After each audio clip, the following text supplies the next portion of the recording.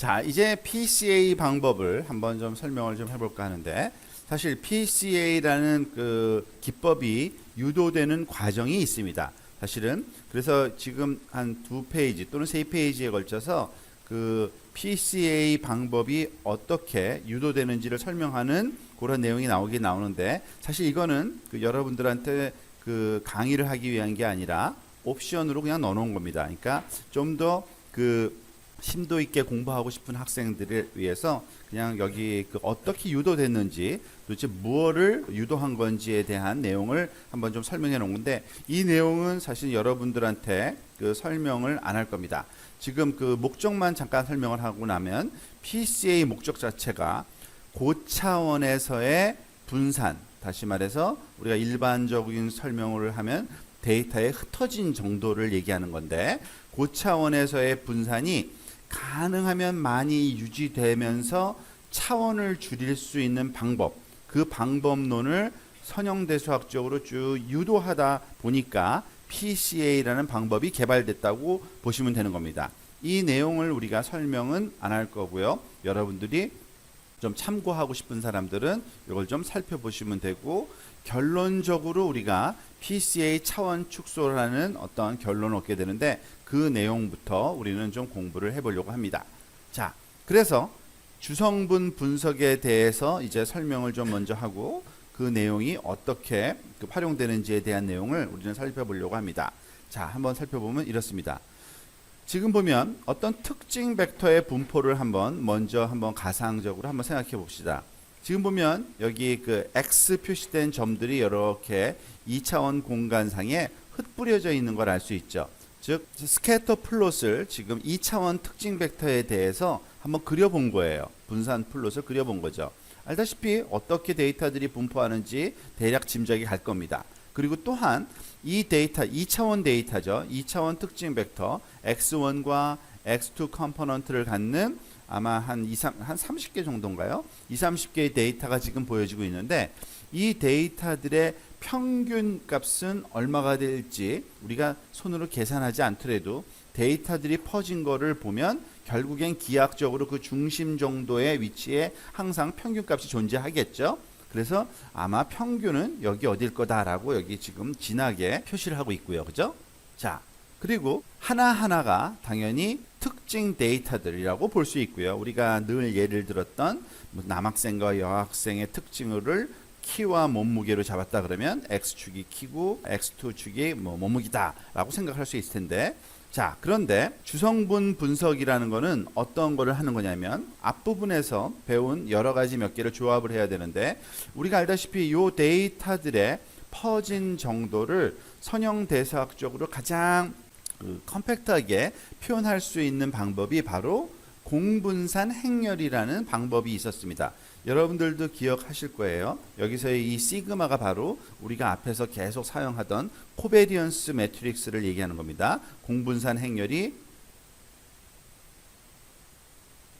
코베리언스 매트릭스를 얘기하는 거이기 때문에요.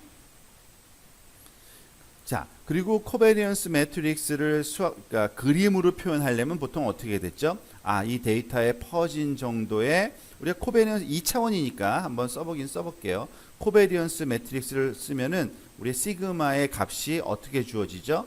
시그마 1의 제곱, 시그마 2의 제곱, 그리고 얘는 1번과 2번의 공분산, 1번과 2번의 공분산, 이런 4개의 값으로 주어지는 거는 기억을 하시죠. 그리고 이 공분산을 기하학적으로 표현을 해보면 이 데이터가 퍼져 있는 그 양상의 가장 적절한 모양으로 엘립스를 그리면 그게 바로 공분산 행렬의 기하학적인 표현이 되는 겁니다.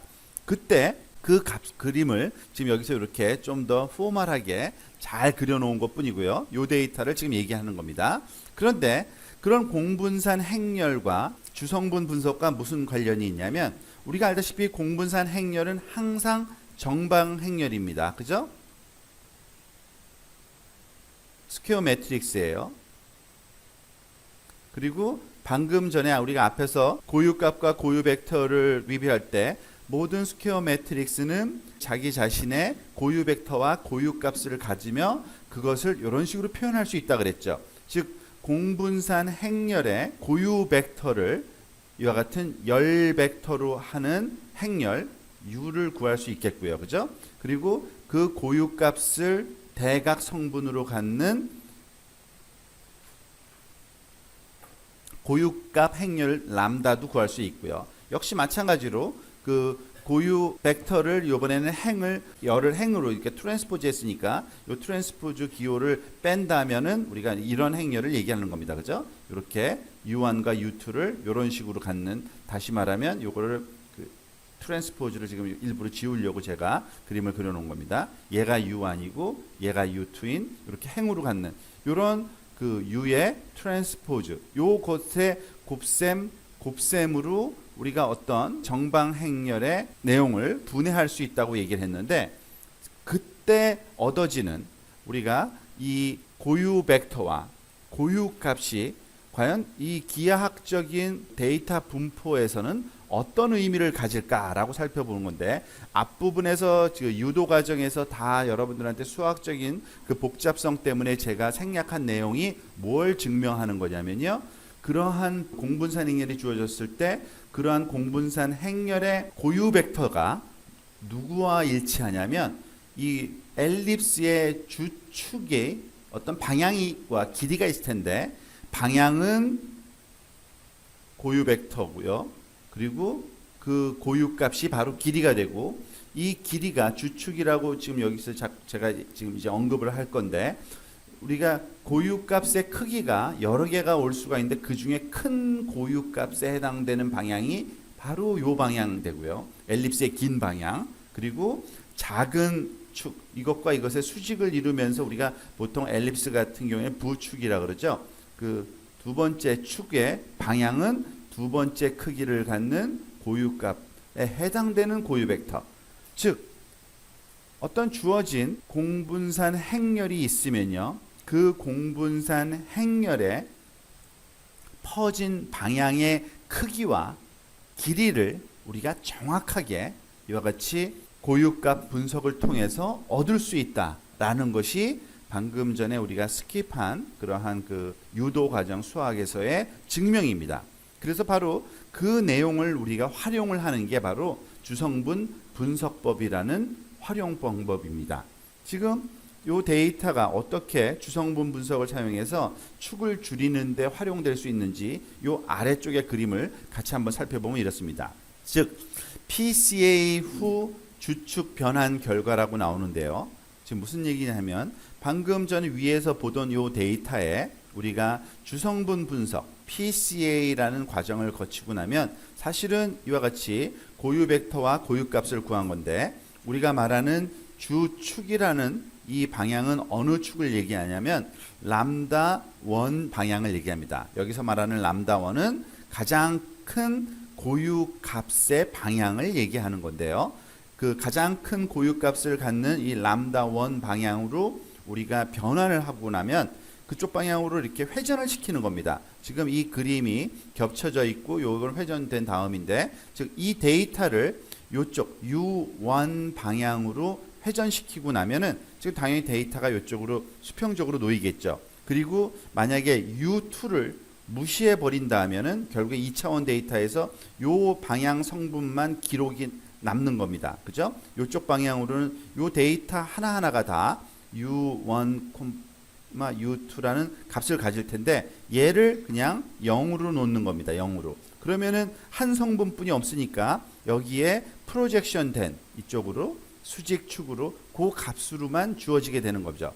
그렇게 되면은 어떠한 특징이 있는지를 명확한 그 차이를 오른쪽에서 두 개를 비교하면서 보여주는 건데, 다시 얘기해서 여기서는 그 사용된 그 주축 방향으로 투영된 다음의 결과를 함께 보여주기 위해서 지금 파란색 선으로 이렇게 주축 방향의 축을 이렇게 선으로 그려 놓은 거고요. 그 방향으로 모든 2차원 데이터를 투영을 시킨 겁니다. 그죠? 그쪽으로 수직되게 투영시키고 나면 요 검은색 점들이 결국에는 그 1차원 데이터가 되는 겁니다. 어느 방향으로? 주축 방향으로의 1차원 데이터들이 이렇게 검은색 점들로 표현되는 거고요. 그리고 만약에 그것에 반대되는 람다 2 방향으로의 축을 생각할 수가 있겠죠.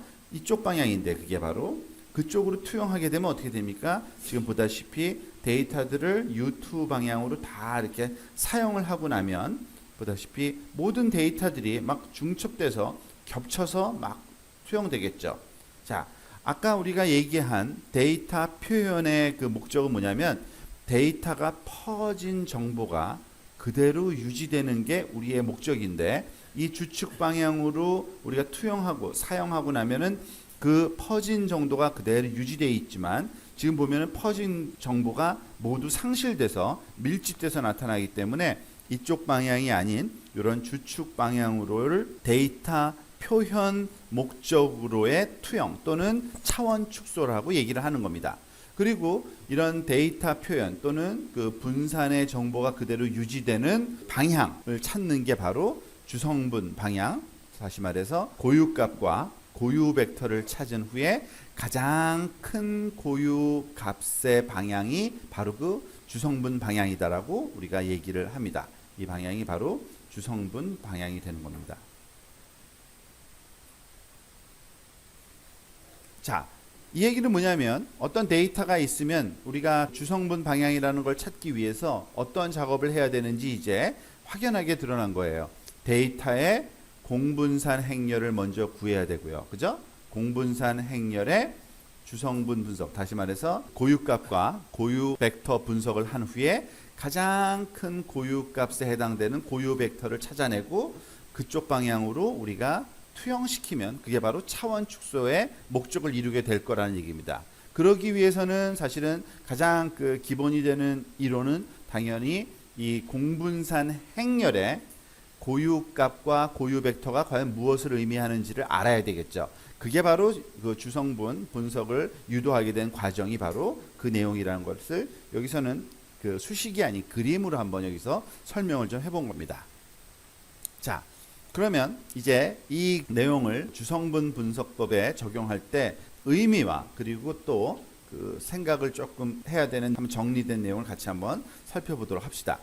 즉 주성분 분석법이라고 하는 건요, 다차원 특징 벡터로 이루어진 데이터에 대해서 그 고차원에서 원래 주어진 그 차원이죠. 고차원에서의 정보가 그대로 유지되도록 하면서 차원만 축소하는 다별량 데이터 처리 방법이라고 우리가 요약을 해서 생각을 할 수 있고요. 보통 특징 데이터는요, 그 특징 벡터의 차원의 수만큼 존재하는 기준축으로 표시가 되고요. 당연히 우리가 특징 벡터라고 하는 거는 그 특징 벡터 안에 축의 개수만큼 데이터가 들어있다는 겁니다. 즉 그래서 3차원 데이터라고 하는 거는 당연히 3개의 기준축으로 우리가 표현할 수가 있는 겁니다. 결국 차원을 축소한다는 의미는 이 축의 개수를 줄이는 거예요. 그죠? 소위 스캐터 플롯을 그릴 때, 분산 플롯을 그릴 때 그 컴포넌트 수를 줄이면 그것을 그림에 사용할 축의 개수를 줄이는 것과 동일한 거고요. 10차원 데이터를 예를 들어서 4차원 데이터를 축소하려면 기준축이 10개였던 게 이제 4개로 축소를 하면 된다는 얘기입니다. 그래서 다별량 데이터의 주성분에 해당하는 주축을 통계적인 방법으로 구해야 되고요. 이렇게 얻은 특징 벡터 X를 주축 방향으로 프로젝션 시킴으로써 차원을 축소하게 되는 겁니다. 그리고 우리가 프로젝션이라는 거는 기하학적으로 이해는 쉽고 그리고 수학적으로는 어떻게 되느냐, 의외로 굉장히 쉬워요. 행렬에 그냥 내적을 딱 구해버리면 그게 바로 축 방향으로의 소위 사용이 됩니다. 어떤 특징 벡터가 있으면요, 그 특징 벡터에 사용시키고 싶은 그 방향이 있으면 그 벡터와 내적을 구하면 그게 바로 사용이에요. 그러니까 굉장히 쉬워요. 사실은 행렬의 내적을 구하면 되는 거고요. 주성분 분석은 상관이 있는 별량들의 변동을 줄이는 차원에서 상관이 없는 별량의 집합으로 기준축을 변환해서 특징 벡터를 재배치하는 것을 말한다. 자, 이 얘기는 똑같은 그 현상을 다른 그런 방향에서 좀 설명하면 이해가 좀 더 쉽게 될 수 있기 때문에 그런 건데요. 즉 우리가 데이터를 그 분석을 할 때 상관계수라는 것도 구한 적이 있었잖아요. 그리고 그 상관계수가 높은 방향의 그런 그 축이 있는데 그쪽 방향으로의 분산은 그냥 줄여버리고요. 상관이 없는 별량 방향으로의 그런 기준을 축을 한다고 생각해도 똑같은 결과를 의미를 하는 겁니다. 즉 분산이 큰 방향이 바로 상관이 없는 방향을 얘기하는 겁니다. 분산이 낮은 방향이 바로 상관이 있는 별량들이고요. 그래서 그쪽 방향으로 특징 벡터를 재배치하는 과정이 바로 이 주성분 분석 과정이다라고 생각을 하시면 되고요. 즉 PCA 차원 축소를 우리가 이렇게 정리를 한번 전체 과정을 요약을 하면 이렇습니다. n 차원의 무작위 벡터 x를 즉 R의 n승이라고 표현하는 즉 n개의 실수로 구성되는 n 차원 벡터를 얘기하는 거고요. 이 n 차원 벡터 x를 서로 독립인 m개의 벡터에 m개는 여기서 n보다는 작은 그 숫자입니다. 선형 결합으로 근사시키는 최적의 방법은 공분산 행렬을 구해서 요 x 데이터들의 공분산 행렬을 구한 다음에 이 공분산 행렬의 가장 큰 고유값 또는 고유치는 고유값의 또 다른 말이에요. 람다 i를 구하고 이 람다 i에 해당하는 고유 벡터 여기서는 phi라고 썼는데 그 이유는 이제 기저 벡터로 사용할 거기 때문에 그 기호를 이제 phi라는 기호를 썼을 뿐입니다. 즉 람다 i에 해당하는 고유 벡터들의 무작위 벡터를 사형 또는 투영시킴으로써 m개의 크기를 받는 선형 벡터 방향으로의 선형 결합의 최적화된 선형 결합이라고 볼 수 있습니다. 지금 이것은 수학적으로 정의를 정확하게 내리기 위해서 이렇게 한번 정의를 해 놓은 거고요. 이걸 다시 또 우리가 다양한 방법으로 설명이 될 겁니다.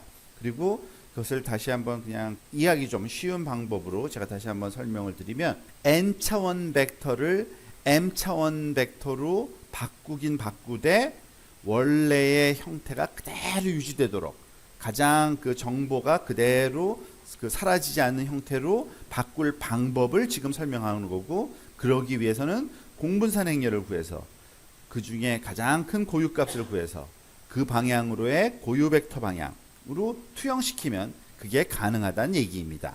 아까 2차원으로 그래픽하게 설명된 내용을 우리가 저희 말로 한번 다시 한번 정리해 봤다고 생각을 하시면 되고요.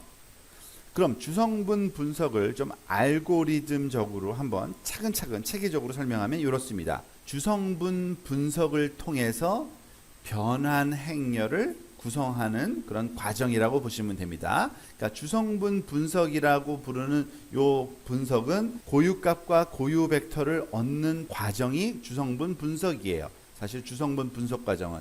그런데 변환 행렬 구성 단계는 그 중에서 우리가 원하는 형태를 만들기 위해서 고유값과 고유 벡터를 어떻게 우리가 활용할지에 대한 얘기겠죠.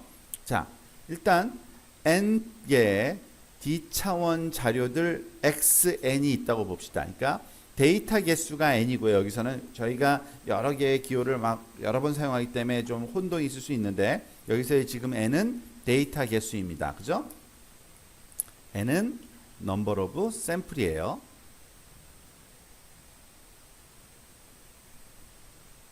그리고 이 샘플의 차수가 바로 D차원인 거죠. 그죠? D차원 자료를 우리가 갖고 있고 그런 데이터들을 XN이라고 부릅니다. 이 XN의 데이터, N개의 데이터로부터 공분산 행렬을 구할 수가 있겠죠. 이거는 뭐 여러분들이 여러 번 직접 손으로도 계산까지 한 건데 공분산 행렬을 구하면은 공분산 행렬 시그마는 얼마나 크기의 행렬이겠어요? 당연히 D차원 자료를 공분산 행렬을 구하면 D 곱하기 D, 즉 이런 정방 행렬로 구해지고요. 이것을 일일이 하나씩 따로 구할 수도 있지만 맨랩에서는 아주 쉽습니다. 코브라는 그런 그 함수가 존재해서 여기다가 그런 데이터들의 그 집합을 행렬 형태로 전달해주면 이와 같은 D by D짜리 그 공분산 행렬이 구해져서 나와요.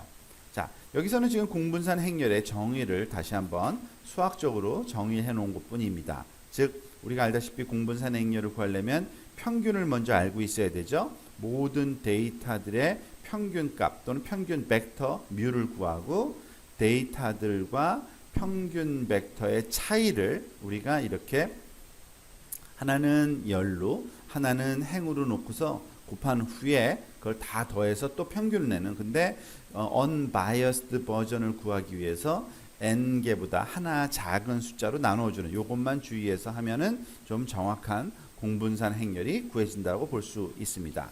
역시 n은 샘플의 개수라고 여기 설명되어 있고요. 자, 이제 공분산 행렬을 구했으면 그 다음 과정은 뭐냐면 고유값 분석을 수행합니다. 이것 또한 우리가 이론적으로 설명을 다시 들었지만 그거를 손으로 계산할 리는 없겠죠. 워낙 큰 데이터들이기 때문에 거의 불가능합니다. 우리가 이거는 맨랩에서 코딩되어 있는 함수 ig라는 함수가 있는데, 이 ig라는 함수를 사용을 하면 입력값으로 주어지는 행렬에 대해서 우리는 이 공분산 행렬을 이 함수의 입력값으로 주겠죠. 그러면 결과가 뭐가 나오냐면 이렇게 u라는 행렬과 그 람다라는 행렬, 즉 고유 벡터 행렬과 고유값 행렬 두 개를 우리한테 리턴해 줍니다. 그래서 어떤 형태의 그 값을 우리는 가질 수 있냐면, 즉 고유값들이 이렇게 대각 성분으로 위치한 이런 그 행렬 하나와 고유 벡터들의 위치가 이렇게 열 벡터로 정리된 또 다른 행렬을 우리가 얻게 돼요. u라는 행렬과 람다라는 행렬 두 개를 리턴 받으면 결국에는 그걸 가지고서 우리가 그 원하는 작업을 할 수 있게 되는데, 즉 주어진 코베리언스 매트릭스에 해당되는 고유 값들과 고유 벡터들을 다 분석해낼 수 있다는 얘기입니다. 그리고 그 과정을 우리가 다시 얘기해서 고유값 분석 과정이라고 생각을 하시면 됩니다. 그런데 이렇게 분석해낸 고유값을 어떻게 활용하냐면요, 즉 d by d, 우리가 알다시피 이 공분산 행렬의 사이즈가 d 곱하기 d인 그 d차원 공간의 데이터들로 이루어진 공분산이기 때문에 얻어지는데, 그런 고유값과 고유 벡터도 정확하게 그 차수만큼 d개가 얻어지고요. 그 d개의 고유값을 다 쓰는 게 아니라 그 중에서 가장 큰 고유값부터 카운트해서 몇 개까지냐 얻냐면 우리가 원하는 m 차원의, 요거 조금 실수가 되어 있네요. 이 n이 아니라 이게 d 차원이니까 d 차원을 지금 d 차원보다는 작은 m 차원의 데이터를 얻기 위한 거니까 이런 m 개의 고유값만을 우리가 얻어내게 됩니다.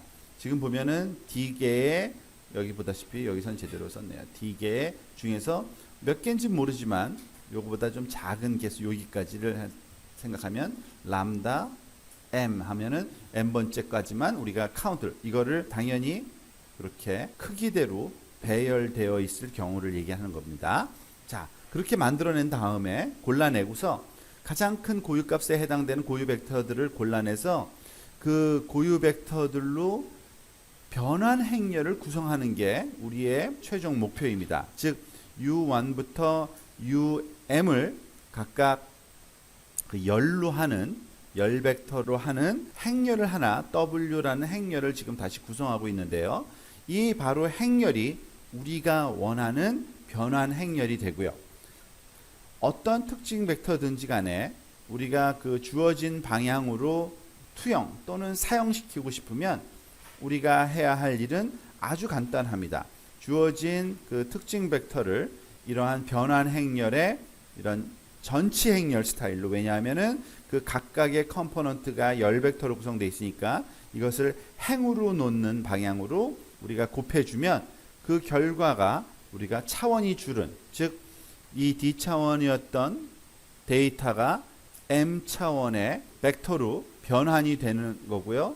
그리고 그 대신 그 d 차원에 있던 모든 정보들이 그 소위 사라지지 않고 거의 모든 인포메이션이 이 m 차원의 또 다른 벡터 y로 매핑되는 가장 최적의 결과를 우리가 얻게 됩니다. 이 모든 과정이 바로 주성분 분석을 사용한 우리가 그 차수를 줄이는 특징 벡터의 차원을 줄이는 방법이라고 보시면 됩니다. 이것을 수행함으로써 우리가 데이터의 차원을 줄이고 원하는 방향으로 목적을 수행할 수 있다고 보시면 됩니다.